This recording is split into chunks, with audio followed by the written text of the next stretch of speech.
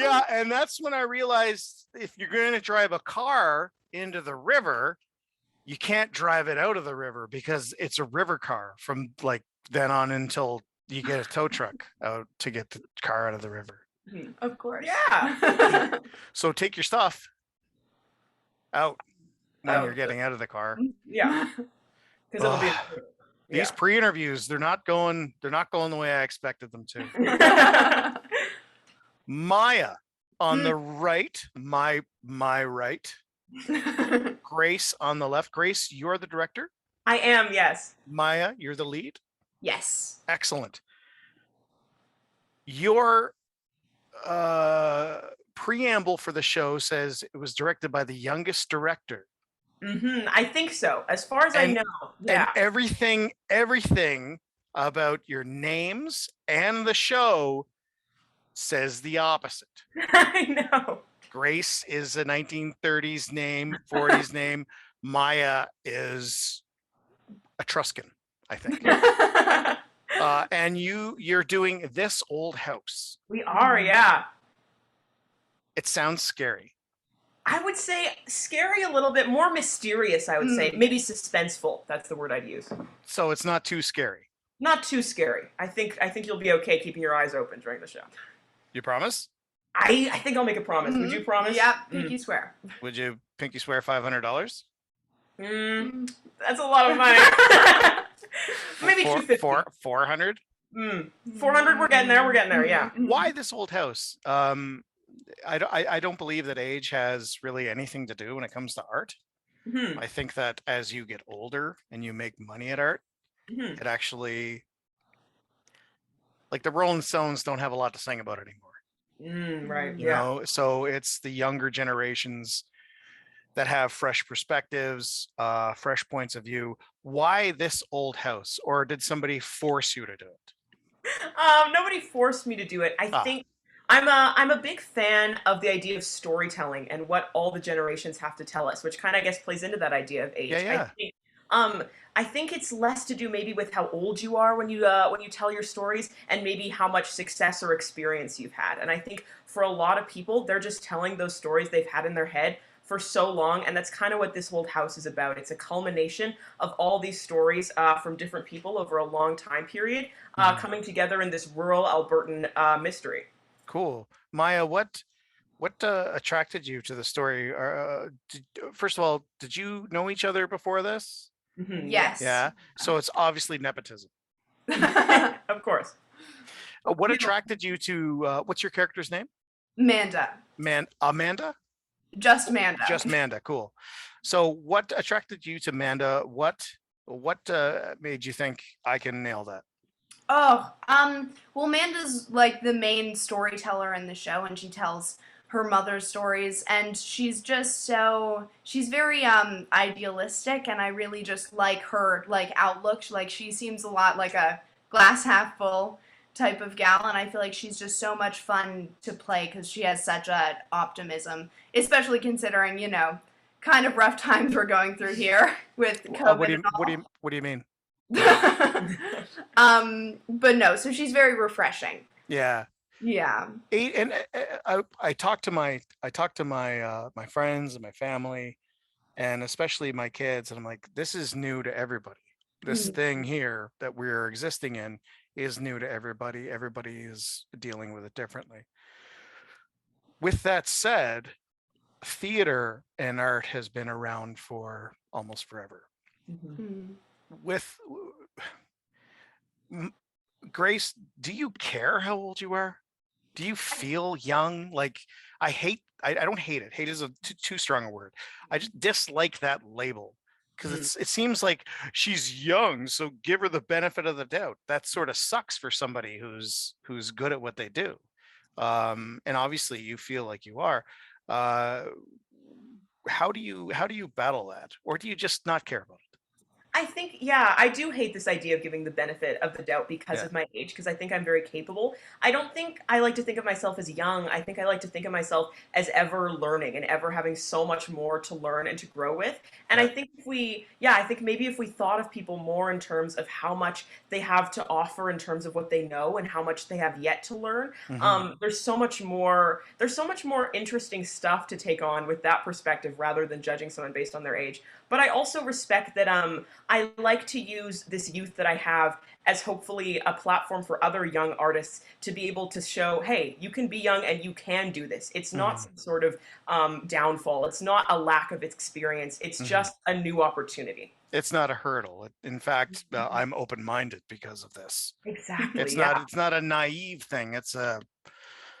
It's a. I feel pushed, emboldened by it. Yeah. Maya, you said that Manda is glass half full. Mm. Um, and with this whole house being obviously about ghosts and monsters and horror and scariness, and I'm afraid to see it. That's correct, right? Of 100%. Yeah. Bingo. Totally. Oh, do you get real ghosts? We try our best for Mm. sure. Yeah. Mhm. With with the storyline and whatnot, how like obviously things change. There's ups and downs.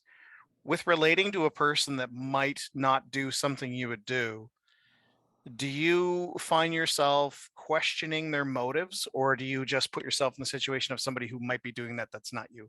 That's a very confusing way to ask. How do you motivate yourself to do something that you might not do personally that a character would do? I think it's such a hard process to track because I feel like all the time when I get new scripts that I'm memorizing or new characters that I don't entirely relate to, Mhm. I feel like it's like 0 to 100 for me. Where it's like one day I'm like, gosh, I don't relate to this person at all. Yeah. But I guess it's just having the empathy to realize what it would be like to be in this person's shoes and why this person has the reasons to feel the way they feel, Mhm. and then kind of I always like to think of the characters I play as like friends of mine. And so like you would never, if your friend told you, yeah, I feel this way because of this, you would never be like, well, I don't get that at That's all. stupid, Sally. You're Um, dumb. exactly. And so Yeah. I feel like it's just a slow slope of relating to someone, And really. that's a great way to put it with friends, because you might not like what your friends do, but you do, like you said, have empathy Mm-hmm. towards them, and you usually love your friends. So there's um, a veneer of giving them the benefit of the doubt. Is Mm-hmm. that fair to Exactly. say? Yes. Grace, without giving away this old house, to some people who don't know what it is, could you just give me like a story outline? Like, what is the crux of the tale? For sure, yeah. The show starts, and we have all of our characters kind of spread out throughout the theater, and they're all talking to someone. We don't really know who that is, and we find out very quickly that it's a detective who's talking to all of them about some sort of accident that they've all endured in the house. And slowly but surely, we flash back to the house and we see things that have happened. And Manda, the whole time, is telling stories her mom has told her about things that have happened in the house and around the country. And Mm. slowly but surely, we're able to piece together this big accident and this huge mystery and what brought all these very different people together in this very unique way. Oh, so not everybody that is in this old house lived there. They are brought together by this happening. Yeah, most of them have lived there or are living there, but maybe they didn't know each other as well as they would have if it weren't for what Ah, happened. Yeah. cool. Maya, what are a challenge? Uh, Actors sometimes become method. They're the person throughout the day, and they won't let anybody to talk to them if they don't talk to the character. Um, I assume that you can't do that because you're human, and you're not getting paid millions of dollars to pay your entourage to call you Maya, or sorry, Manda. Um, you pay everyone to call you Maya, not Manda. How do you, like, when you're walking around, does it ever peek into your head sometimes during your normal day? Like, oh, Amanda might do that a bit different. Oh, all the time. Yeah. I feel like sometimes if I just say some things, I'll be like, that's similar to something I think they would say. Or just I find it so interesting to watch how characters like filter in and out of like who you are when you're playing them, like during the process, where it's like you're at the grocery store and you just get like a wave of this character kind of almost passing through you. It's almost like an energy of sorts of just like this other being that you have certain things in common with. Hmm. And I feel like those things in common, I feel like I just notice all the time of like, oh, that's a Manda thing. Yeah, yeah. Is this your first Fringes for both of you? No. No. Oh, I'm sorry. I didn't know. I didn't know that was a stupid question. So, obviously last year was a wash. Mhm. Grace, what have you done previous? Well, I've directed before. My first time I directed, I was 16, 2 years ago. I directed a comedy called Along for the Bride a few years ago. But I've also been acting in the Fringe for about 5 years. I've done some children's theater, and I also did production of Fiddler on the Roof a few years back as well when I was a kid. Cool beans. Mhm. Where at? At Holy Trinity Anglican Church in their big Oh, I know Holy Trinity. yeah, right. Oh, they don't have air conditioning. I know. I know that. I don't want to talk about it anymore. Neither do I. Thank you. Good. It's copacetic. Maya, yourself, what's your background when it comes to the Fringe? 2 years ago, I did a show with my sister called The Wright Sisters Present the Wright Brothers. I've heard of that. Yeah. I mean, sorry. Oh yeah. Yeah, and so that was very fun, but that's my only one. And I did it like a version of it last year with the Saskatoon Fringe. Sorry. The Saskatoon Fringe? Exactly, you got it. Yeah. You know that Saskatoon doesn't. It's not real. Really? What? Nope. My mind is blown. Then where was I? For people that so people are gonna see this old house. Man, I wish you could take all the like the youngest director, and I wish you could just like get that all off of your. Because if I were to come into this old house and it's all people who are younger, I'd be like, oh, this is gonna be great because it's not what I expect, right? But that's my opinion, and I'll shut up. If there's something that you offer, and I'll ask you both the same question. If there's something that as a director, Grace, that you offer, and it's not like you can't reinvent the wheel, but if there's something nuanced that you bring to directing, specifically this play, what do you think it is?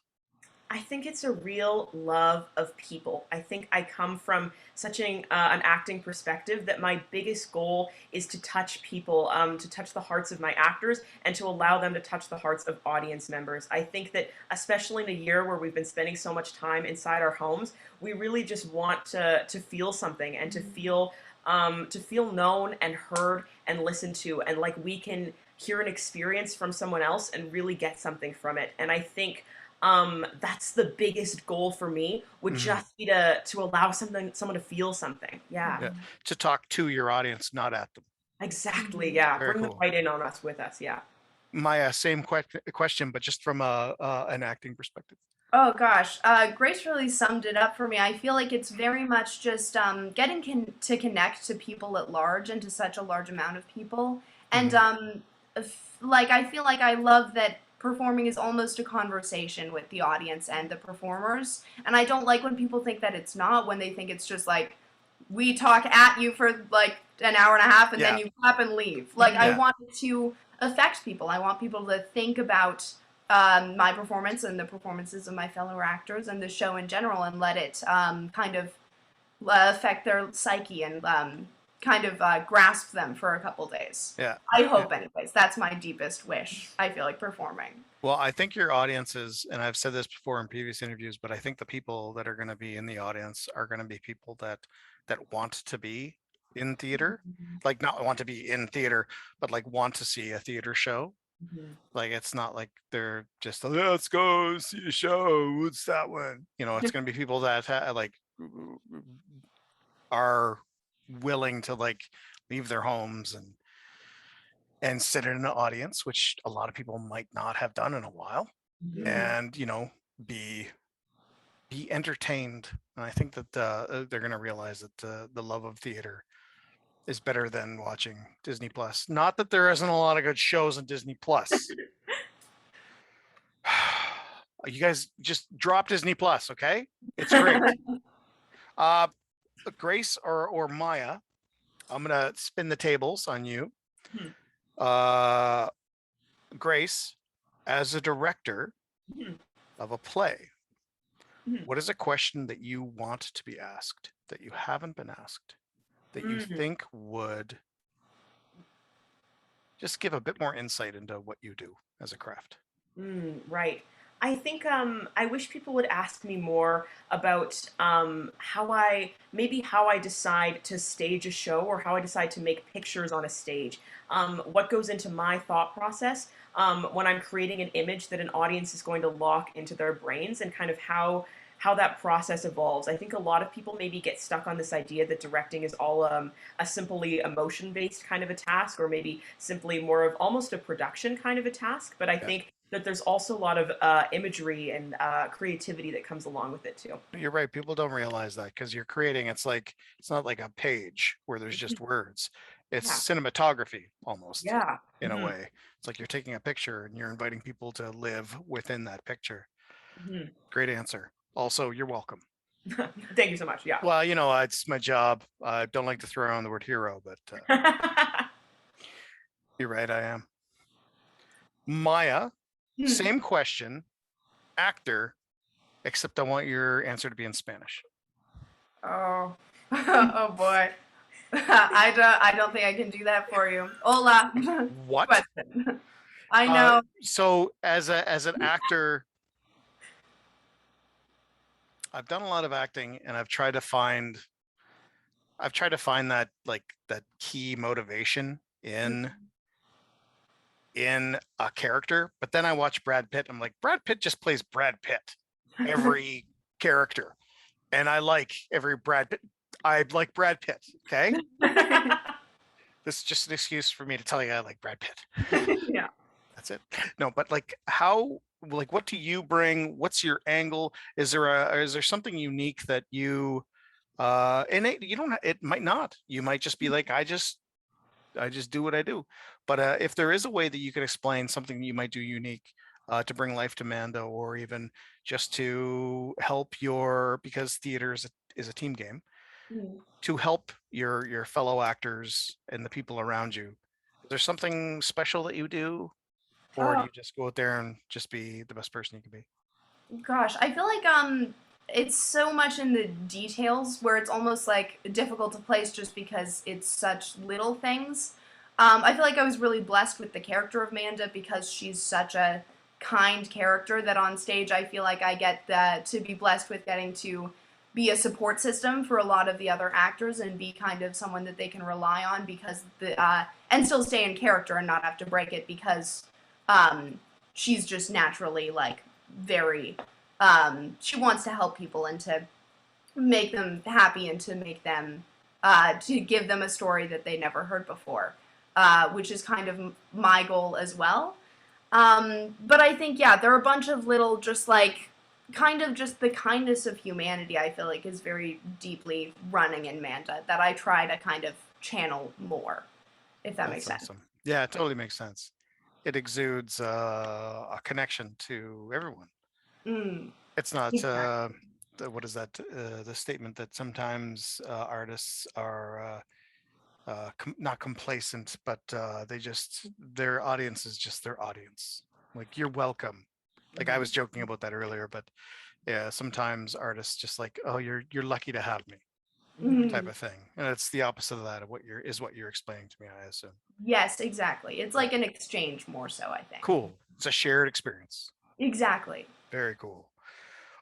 Grace and Maya, is there anything that you wanted me to ask that I didn't ask? Or is there anything that you would like to say that doesn't contain a lot of swearing, Grace?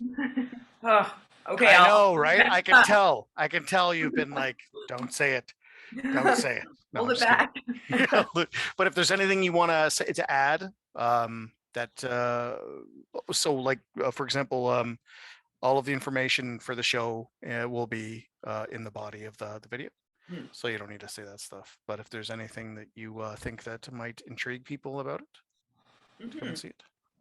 Yeah, I think I just want to say, well, thank you so much for having us, of course, and thank you to anyone who's thinking of coming, because I know it can be kind of it's been a long time since we've seen theater, and I really think this is a show, like I said, that will touch you, that will reach out to you, that will leave you thinking way past the time you leave the door, and I think that's something we've all been missing, is a thoughtful experience and something to stick with us, and I think I can promise you that maybe I'll bet those $500 on, that this will stick with your head. I'm never going to see that 500, right? No, definitely not. It's fine. Maya, do you have anything you want to say?